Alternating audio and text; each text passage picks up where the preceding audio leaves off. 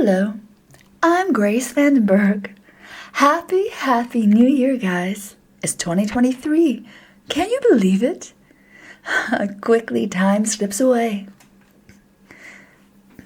This year, I'm already on a super high and have been looking forward to new, exciting and invigorating ideas.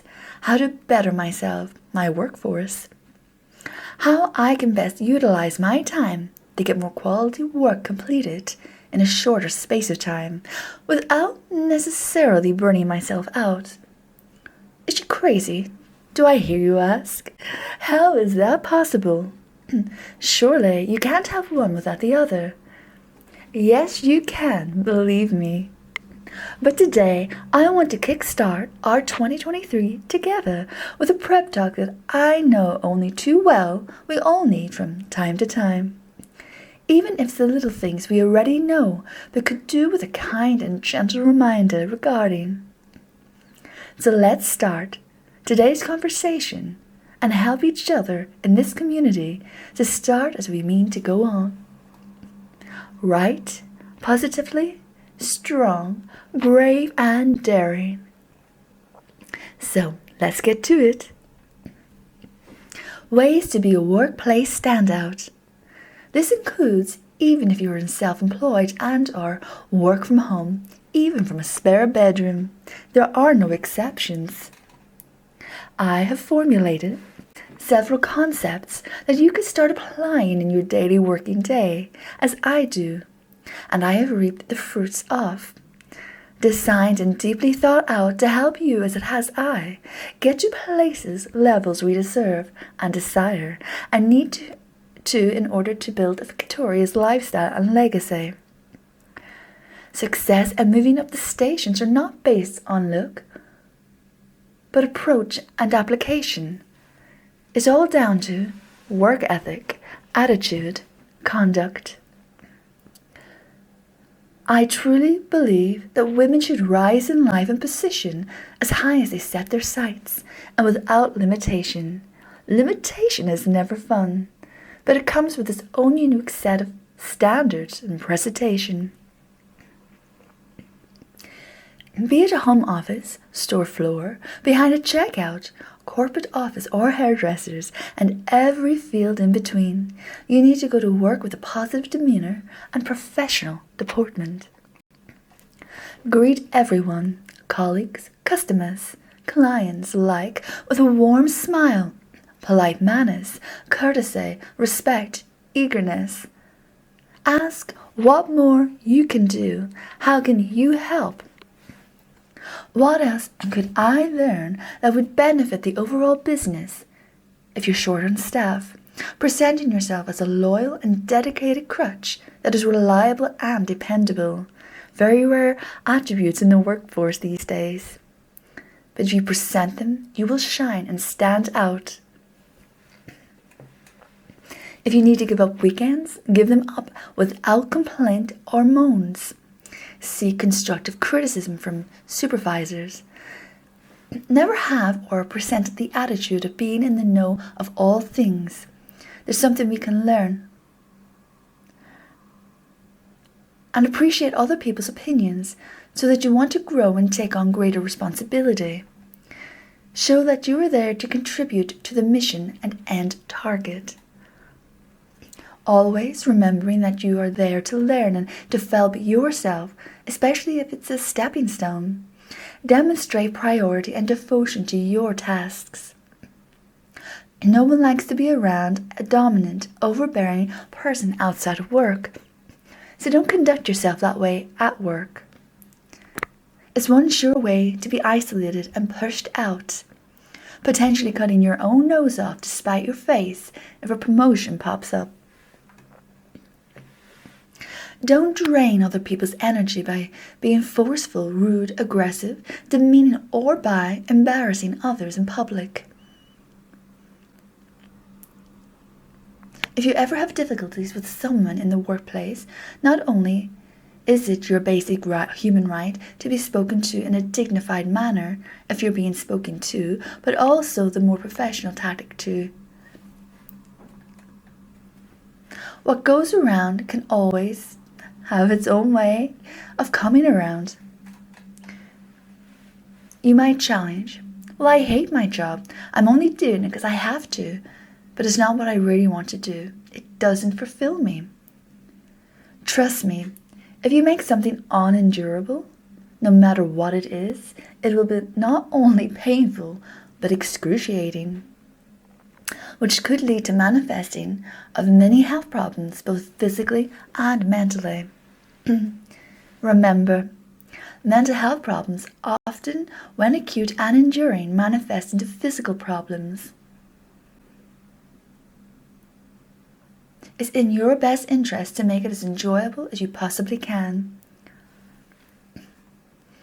Often, it is the uninspiring jobs we all partake in that build strength of character, independent thinking, and fortitude, demonstrative of what we are capable of enduring and turning into a positive. Ask yourself this question. How long can you listen to a person with complaints about their job every time you see and speak to them, despite them being legitimate complaints or not? Exactly. It's not fun to be around, is it? So remind yourself, if you find yourself doing this, pull back, because these people can only take hearing so much as well. Bearing in mind, trust. Can you trust these people so completely that you can rest assured your moans and grumbles won't be taken back to other sources, primarily your superiors, which could ultimately put you in the hot seat and or fired? But I have rights, you might debate. Yes, of course you do. We all do, including your employer. But it is worth hashing things out if it went to court. Do you need that battle? Or is it stress, upset that you could avoid and money you could have in your name instead of spending on legal representation? You decide. Think professionally at all times. Don't get too familiar with your colleagues on this level because you're out to excel too. Any strong words could be weaponized against you at a later date. Key point: set boundaries and respect the boundaries you've set. From friendships with colleagues, to superiors, to clients or potential clients, to your workstation and personal grooming, you have to put in the effort. If you're an employer, be present in the day-to-day runnings as much as possible. Take the time to speak to each employee. Make sure they are doing fine. Pave the way for open, honest communication and dialogue. If you think as an employer you can be heavy-handed and tough on people, might you consider reconsidering your tactics? And or think just how far you can go, how long you can go for until you've gone too far and break the law.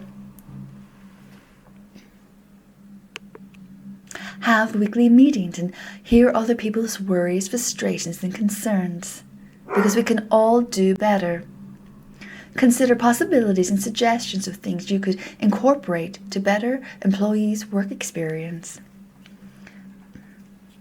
Too many businesses overall, health and safety in the workplace, and I've witnessed people complain even in writing to managers and to owners, but owners don't want to pay to replace door handles, signs, anti-slip surfaces, technology. Yet they expect their employees to work miracles with substandard equipment. That's not their job. And this is a demonstrative of the lack of respect for their employees. An employer with the wrong attitude might argue it's their job if they want their wages. Turn that right back around and realize what is actually your responsibility and lead by example. Or there could ultimately be consequences. Remember at all times, a job can only be done as good as the person and the equipment in tandem can perform together.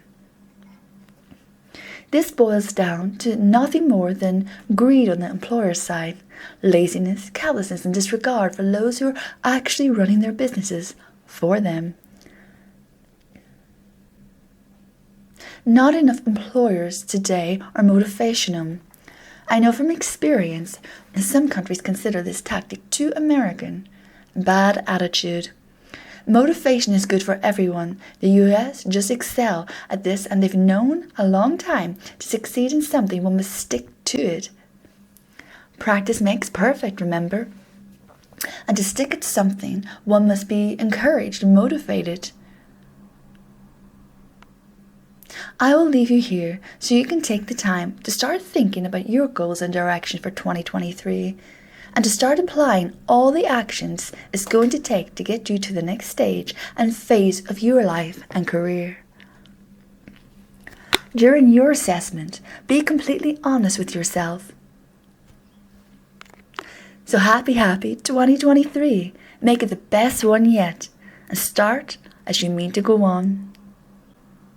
Until next time, I'm Grace XXX.